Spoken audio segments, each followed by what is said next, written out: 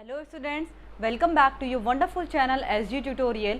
This is the lecture 3 of scalars and vectors. In the last lecture we have studied vector addition through graphical method. So आज हम आगे से ही उसके continue करेंगे vector addition with analytical method. तो चलिए फिर vector addition with analytical method क्या है उसको हम अच्छे से देख लेते हैं. तो suppose we have two vectors like this, vector A and vector B. ठीक है, तो ग्राफिकल मेथड में जब हम एडिशन कर रहे थे तो किस तरीके से देखते थे कि फर्स्ट वेक्टर की हेड से सेकंड वेक्टर की टेल को हम ज्वाइन करते थे. ठीक है, तो हम यहाँ पर भी ऐसे ही करेंगे. फर्स्ट वेक्टर की जो हेड है और सेकंड वेक्टर के टेल से हमने ज्वाइन कर दिया. फिर रिजल्टेंट क्या होता था? रिजल्टेंट हमारा जो फर्स्ट वेक्टर का टेल है, सेकंड वेक्टर के जो फाइनल वेक्टर, जो सपोज कर लो ये सेकंड वेक्टर ही फाइनल वेक्टर है, इसके हम हेड से हम मीट करा देते थे. रिजल्टेंट हो जाता था हमारा ये vector A plus vector B. तो मैंने आपको क्या बताया था, अगर इस वेक्टर का जो मैग्नीट्यूड है 1 है और इस वेक्टर का मैग्नीट्यूड अगर 2 होगा तो ये ए प्लस बी, इसका मतलब 3 नहीं होगा. ये किस केस में होगा? ये सेम अगर वेक्टर की जो डायरेक्शन है वो एक ही डायरेक्शन में दोनों वेक्टर होते हैं, तब ही वो नॉर्मल जो अलजेब्रिक मेथड हम एडिशन का जो यूज़ करते थे वो हो सकता था. बट यहाँ पर इस केस में ऐसा नहीं होगा. ठीक है, क्योंकि डायरेक्शन चेंज है. ठीक है, दोनों वेक्टर की जो डायरेक्शन है वो डिफरेंट दे रखी है. तो हम किस तरीके से करेंगे उसको देख लेते हैं. ये जो जैसे वेक्टर है, ठीक है, इस वेक्टर को हम किस तरीके से करेंगे ऐड, चलिए देखते हैं. देखिए ये वेक्टर ए है, इसको हमने यहाँ पर ड्रॉ कर दिया वेक्टर ए. ठीक है, अब वेक्टर बी मैंने क्या करा, अब इस वेक्टर ए की टेल को दूसरे जो वेक्टर बी है उसकी टेल से हमने ज्वाइन कर देंगे. ठीक है, वेक्टर दोनों वेक्टर्स की टेल को हम आपस में ज्वाइन कर देंगे. ठीक है, ये इस तरीके से. तो क्या इसमें कोई फर्क आएगा? जैसे कि सब यहाँ पर हम क्या कर रहे थे, वेक्टर बी को हम हेड टू टेल हम ज्वाइन कर रहे थे. तो मैंने क्या करा, अभी इस वेक्टर को उठा के एग्जैक्ट ना डायरेक्शन चेंज किया ना मैग्नीट्यूड चेंज किया, तो उससे कोई फर्क पड़ेगा?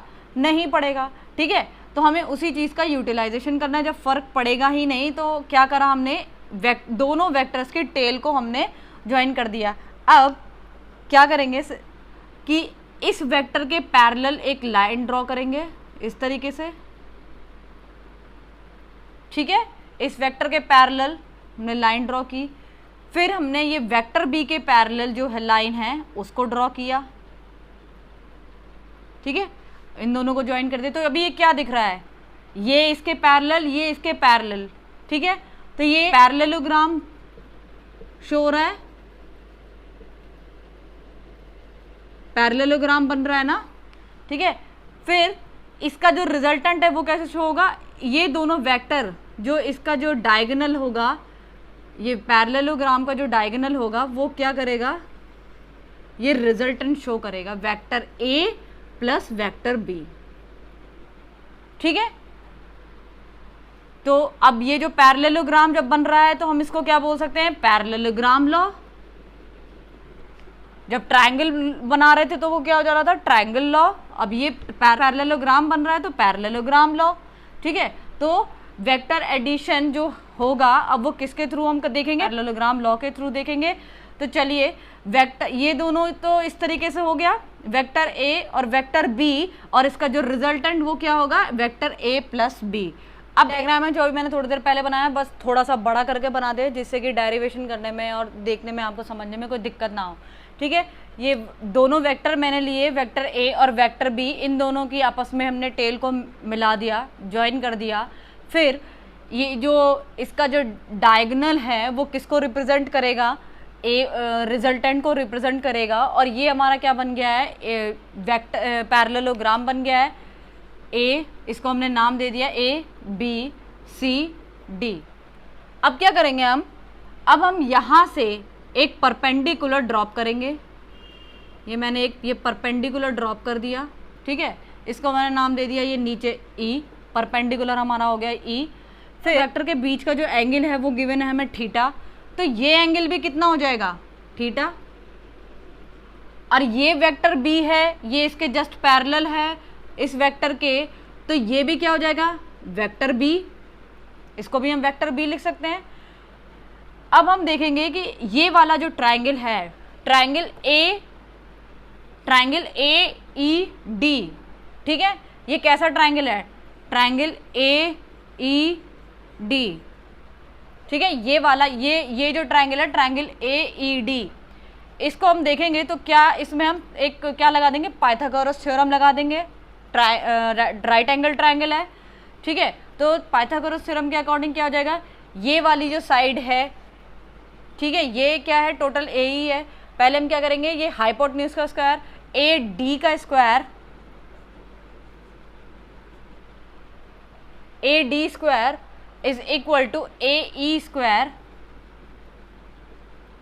ए ई स्क्वायर इस ट्राइंगल के according and plus D E square, ऐसा कुछ हो जाएगा। A D square is equal to A E square, ठीक है, A E square plus D E square. अब ए कितना है, ये जो ए ई है, ये टोटल जो ए ई है ये कितना है, ये हमारा है A B plus B E, ये A B plus B E, ठीक है, तो इसको क्या लिख सकते हैं, A B plus B E का whole square plus D E का स्क्वायर, ठीक है। अब ए बी कितना है, ए बी ये वेक्टर ए है, तो मैंने ये सपोज कर लिया कि वेक्टर ए की जो वैल्यू है वो कितनी है, ए है, तो मैं यहाँ पर क्या लिख दूंगी ए। अब बी ई की वैल्यू मुझे पता नहीं है तो वो हमें फाइंड आउट करनी पड़ेगी। वो कैसे करेंगे, जैसे सपोज ये आपका ट्राइंगल है, ये वाला हमने ले लिया अलग, ठीक है, ये आपका ट्राइंगल है डी बी ई, ये एक ट्राइंगल है, ये थीटा है, मुझे कौन से ये क्या दे रखा है वेक्टर बी, तो इसका भी हमने मैग्नीट्यूड कितना मान लिया बी है, तो ये हमारी तो साइड हो गई बी।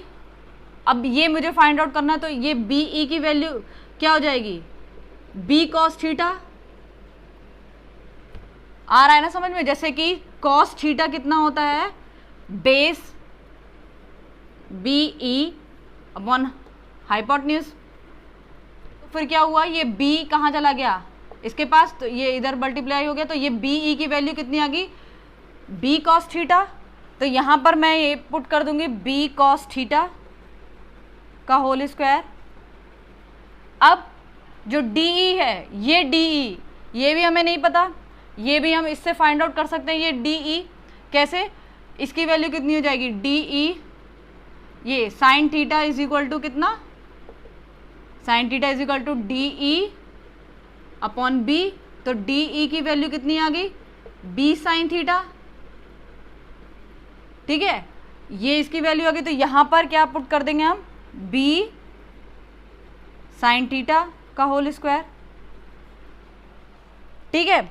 आगे क्या होगा, अब इसका होल स्क्वायर हम खोल देंगे, A square plus B square cos theta plus 2ab cos theta, ये क्या हो जाएगा, ये वाला term plus B square sine square theta, ठीक है। इसको मैं इरेज कर दे रही हूँ। अब देखिए ये ए स्क्वायर है, ए स्क्वायर है, अब ये वाला term B square cos square theta, B square sine square theta, मैं अगर डायरेक्टली बी स्क्वायर इन दोनों में से कॉमन कर लूँ तो क्या हो जाएगा, sign square theta plus cos square theta, ठीक है, प्लस 2ab कॉस थीटा, ठीक है। ये वाला ए स्क्वायर, ये वाला टर्म और ये वाला टर्म में बी स्क्वायर दोनों में कॉमन था तो मैंने कॉमन कर लिया और बचता कितना है, sign square theta plus cos square theta. फिर ये वाला जो टर्म है इसको यहाँ पर लिख दिया 2ab कॉस थीटा, ठीक है। अब क्या है, ए स्क्वायर, अब sign square theta plus cos square theta कितना होता है, ट्रिग्नोमेट्री में पढ़ा होगा 1, तो इसको क्या कर देंगे, B square into 1 plus 2ab cos theta. अब क्या हो जाएगा, ये वैल्यू, ये a square plus B square plus 2ab cos theta. तो ये हमारी किसकी वैल्यू आ गई, इस r की वैल्यू है। ठीक है, ये जो AD है यही तो चल रहा है, AD की वैल्यू कितनी थी, a प्लस b जो वेक्टर है उसका होल स्क्वायर। ठीक है, तभी तो ये इन दोनों वेक्टर का मैग्नीट्यूड दे रहा है। ठीक है, तो ये a प्लस बी, इसको हमने क्या कंसिडर कर लिया, r है ये हमारा। तो क्या हो जाएगा, r इसकी वैल्यू कितनी आ गई, a square plus B square plus 2ab cos theta. ठीक है, अब ये स्क्वायर रूट हटा दे तो क्या हो जाएगा, अंडर रूट में लग जाएगा इसके ऊपर। ठीक है, अब आगे तो ये इसकी वैल्यू हो गई, r की वैल्यू कितनी, a square plus B square plus 2ab cos theta. ठीक है, इस रिजल्टेंट की जो वैल्यू होगी वो हमेशा कैसी होगी, पॉजिटिव वैल्यू होगी। ठीक है, ये कि r की जो वैल्यू होगी वो क्या होगी, हमेशा पॉजिटिव होगी। तो जब दो वेक्टर हमारे गिवन होंगे उसका हम मैग्नीट्यूड इस फॉर्मूले के थ्रू निकाल सकते हैं इजीली। ठीक है, तो और ये तो मैग्नीट्यूड निकालने के बाद अभी क्या है कि अगर मैं इस वेक्टर से, ये वेक्टर जो a गिवन है हमारा, इस वेक्टर से इस रिजल्टेंट की डायरेक्शन निकालनी हो तो कैसे निकालेंगे। सपोज ये डायरेक्शन, ये एंगल कितना मान लिया मैंने, अल्फा मान लिया। सी ये एंगल मैंने अल्फा कंसिडर कर लिया। इस ट्रायंगल में हम देखेंगे, इन ट्रायंगल वही सेम ट्रायंगल AED कर दें, ट्रायंगल AED। ठीक है, ये इस वाले में देखना है। तो ये एंगल मुझे फाइंड आउट करना है, जैसे कि ये कुछ इस तरीके से गिवन है। यहाँ पर देखिए ये एंगल चाहिए, ये साइड आपको पता है, ये साइड आपको पता है। ठीक है, फिर तो हम क्या निकाल सकते हैं, tan अल्फा से निकाल सकते हैं। ठीक है, तो यहाँ पर हमें क्या लगाना है, tan अल्फा कितना होता है, परपेंडिकुलर अपॉन बेस। परपेंडिकुलर कितना है, DE,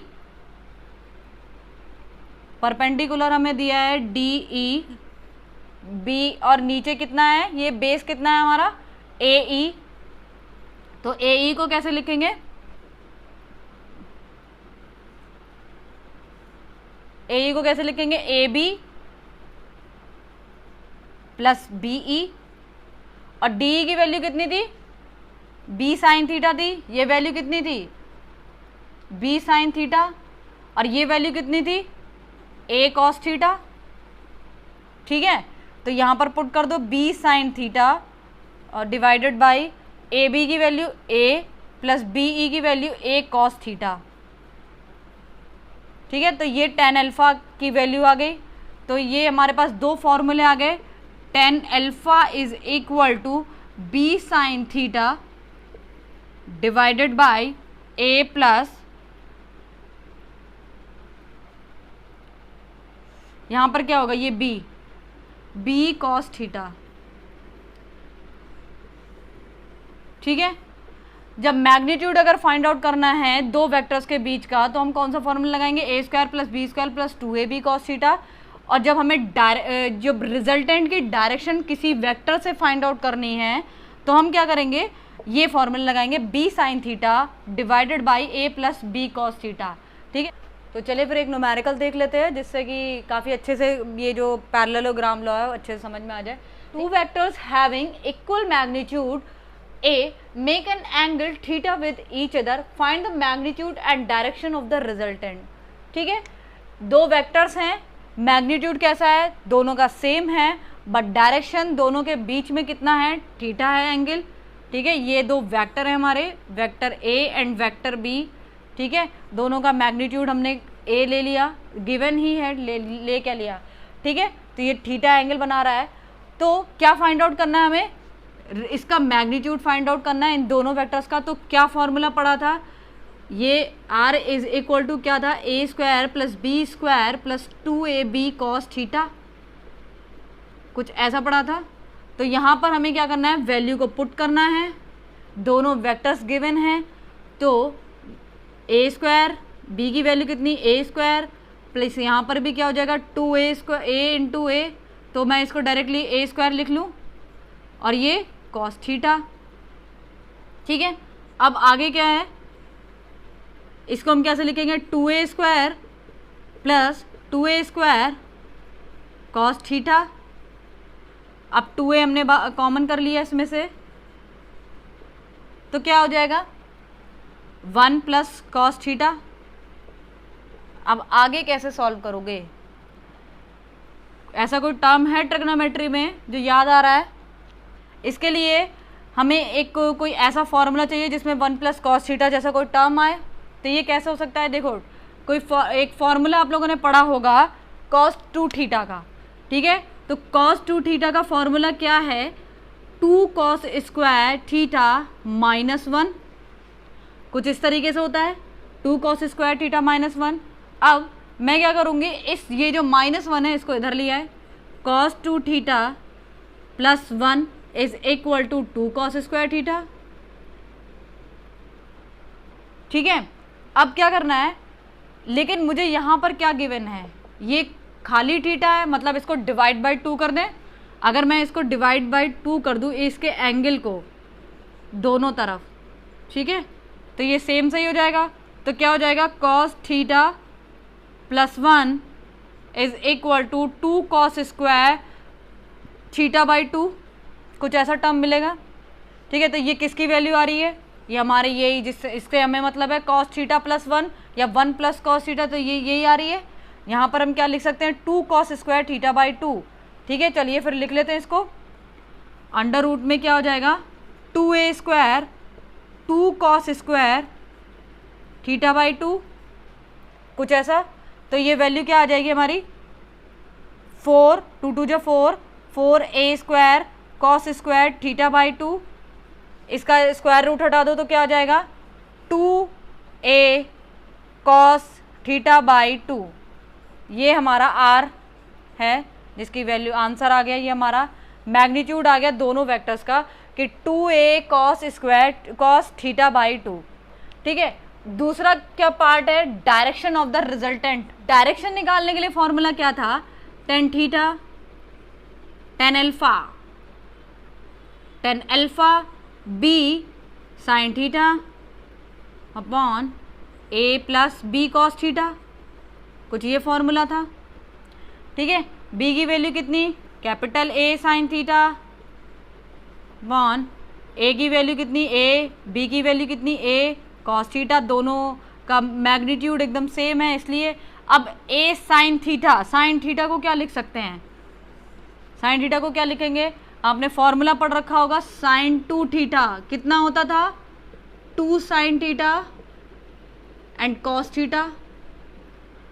तो यहाँ पर क्या है, केवल साइन थीटा से हमें मतलब है, तो क्या करेंगे एंगल को डिवाइड कर दिया, यहाँ पर भी डिवाइड कर दिया, बाई 2 कर दिया, बाई 2 कर दिया, तो क्या मिल जाएगा हमें, साइन थीटा की वैल्यू आ जाएगी हमारे पास 2 sine theta by 2 cos theta by 2, ठीक है। तो यहाँ पर क्या पुट करेंगे, a 2 sine theta by 2 cos theta by 2 divided by, इसको वैसे ही लिखेंगे जो अभी लिखा था, a कॉमन कर लिया 1 प्लस कॉस थीटा, इसको क्या लिख सकते हैं a 2 cos square theta by 2, इस वाले टर्म को ऐसे लिख सकते हैं 2 कॉस स्क्वायर थीटा बाई। तो यहाँ से 2 से 2 ये कैंसिल हो गया, एक कॉस स्क्वायर थीटा से ये कॉस थीटा बाई 2 कैंसिल हो गया, a से a कैंसिल हो गया, आपका क्या बचता है tan theta by 2 divided by cos theta by 2। तो ये क्या हो जाएगा, साइन बाई कॉस कितना होता है tan थीटा बाई 2, ठीक है।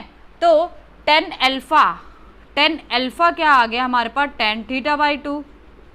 डायरेक्शन हमें एंगल फाइंड आउट करना है, तो ये अल्फा इज इक्वल टू क्या हो जाएगा tan inverse tan theta by 2, तो tan से tan गया, क्या बचती है एंगल कितना बचा थीटा बाई 2। तो जो दो वेक्टर था, वेक्टर a और b का जो रिजल्टेंट आया उससे जो एंगल बन रहा है अल्फा, उसकी वैल्यू कितनी है थीटा बाई 2। आगे बात समझ में, ठीक है। जैसे कि दोनों वेक्टर के बीच में एंगल कितना था थीटा था, तो ये जो रिजल्टेंट है वो क्या कर रहा है, बाइसेक्ट कर रहा है, बाइसेक्ट कर रहा है, मतलब ये जो एंगल था वो कितना है थीटा बाई 2 है। इतनी बात समझ में आ गई। तो चलिए फिर मिलते हैं नेक्स्ट लेक्चर में। Thank you.